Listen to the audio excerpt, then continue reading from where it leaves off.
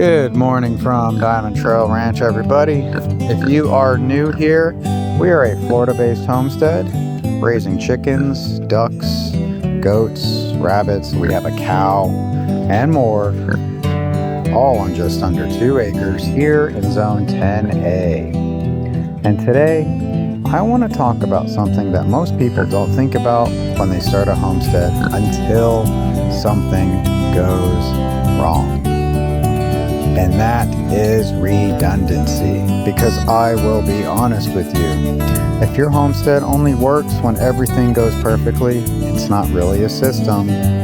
Guys, it's a risk. So today, I'm going to tell you how we actually build those redundancy into our animals, our feeding systems, our water, and even our breeding systems, okay? And why it might be the difference between your homestead thriving or completely falling apart. If you're trying to build a homestead that actually lasts long term, not just, looks good on YouTube, guys, hit that hit that subscribe button and that thumbs up for me, please, because that's what we do here. We're a real homestead life. Redundancy, what does it mean? Well, nothing on your homestead should rely on one thing. Not one animal, not one system, not one tomato. Start with the tomato, but don't rely on that one tomato, and not one source. Because if that one thing fails, everything connected to it fails. And on a homestead, guys, things fail all the time, every single day. Folks, your animals will get sick. Your water lines will break. Our irrigation actually just busted a pipe yesterday. I was like, seriously? So now we got to deal with that. Feed is going to run out, right? Predators will happen. You're going to get your crows that steal your eggs. You're going to have, your wildlife in general. Might have rats, might have snakes. Get a barn cat. Weather is going to hit. Weather is going to not hit and cause a drought. So instead of asking, well, how do I make this work? You should be asking, what happens when the system stops working?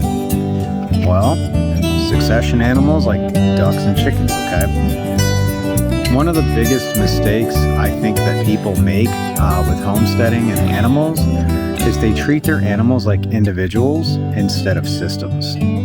On our homestead, we don't just have the chickens, okay? We have generations of chickens. That is the key of this video. If you take anything out of this video, get those generations of chickens, of animals. That's what I mean by succession, okay? Same with your ducks. We will always have adults laying eggs. We will always have our younger birds that are growing, the ones in the incubators, babies coming behind them, etc., etc. And why do we do that? Because chickens don't lay forever. Ducks don't lay forever. Predators do happen. Heat happens. Drought happens.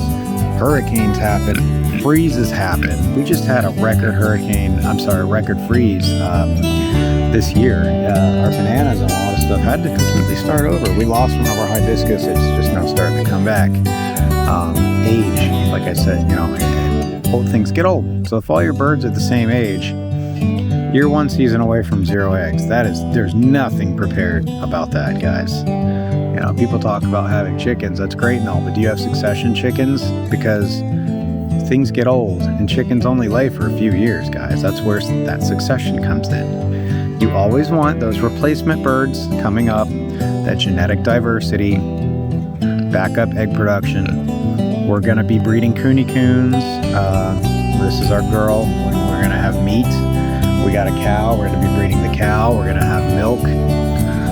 We breed rabbits. We have meat in our rabbits. Chickens. We just cut up some chickens and ducks. They're in the freezer, guys. Your food supply doesn't stop, even if something happens. You want those backup productions. Same concept with your larger animals, right? Like I was just saying, our goats. Bucky, where's he at? He's behind there laying down. Oh, I see him. He's over by his bucket. Bucky and Hershey are 2 bucks, okay? They're in separate pens, all right? Some people might think that's extra work. It's not. Guys, those are 2 buck goats, okay?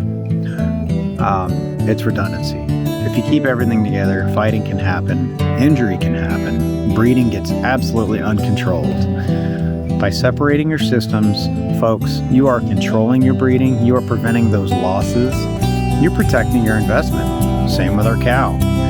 She's actually down there right now, next to our baby pen, which is open because right now the baby's, Bambi's actually over there hanging out in there right now, but she's next to Hershey over there. We're not just thinking, oh cool, we have a cow. No, that's not how that works, okay? We're thinking milk, future calves, long-term sustainability. I see a lot of people get into homesteading and it's like, oh, we have, these goats are so cute and they're such, first of all, they're expensive. Can we talk about that for a minute? You need a reason. A lot of people get into homesteading and then they bounce right out of it, like within a year. There's so many people that get goats and then get rid of the goats. They get their pigs, they get rid of the pigs. You're building systems that produce, companions, sure. It can be both. That's funny. Look at the chicken pecking on the pig's back. I bet she's loving that. Oh, itchy pig. That's funny. Yeah, I bet that feels like heaven for you. She's such an itchy pig. She loves that. So your water system redundancy. You'd be surprised that's where most people fail, is actually on water. We're on a well. People assume, well, I got a hose, I'm good.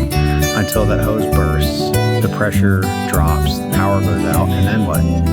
Well, on a real homestead, you need multiple water sources, okay? Gravity-fed options, manual fill abilities, and backup containers. Guys, your animals don't wait. Ooh, that pig is living a dream right now. She's getting pecked up by a couple of them. Animals don't wait, like I said. They don't care if you're tired. They don't care if you're late. They don't care if you're out of town. They don't care if something broke. They need water now. They don't understand. So your system should always have a backup to the backup. Guys, a backup to the backup. And the same thing with your feed. Right now, we have our hay. Make sure you have more than one source for hay as well. If your pasture is not very big, make sure you have more than one source, because sometimes one individual might not have the hay you need. They run out too. We've had that happen all the time. We've got the duck feed, the chicken feed, the goat feed, the pig pellets, the sweet pea, leftovers. Our guys get leftovers. We don't give the pigs leftovers because, well, first of all, this one's on a diet. She's already lost a lot of weight. None of our animals rely on one food source, though. Our chickens and ducks, free range. A lot of times, and our goats too. Actually, we also let the pig all the animals free range from time to time. The cow, the pigs, we let them off. In a real emergency, though, your availability is going to change. Your feed prices are changing, and the feed might not be there. That's why I just mentioned free ranging, multiple feed types, natural storage. That way, if something disappears, the system keeps going. And that's where that real shift happens, because most people build a homestead like, well, how do I make this work today? That's not how you need to think about it, okay? How does this keep working when things go wrong? Because that's the difference between a hobby homestead. What are you doing, Mitzi girl? You're crazy. Corgi girl barking up a storm over there. A sustainable homestead and a hobby homestead. There's a big difference between the two, okay? There's nothing wrong with combining the two, but guys, get that sustainability. Redundancy is not about being scared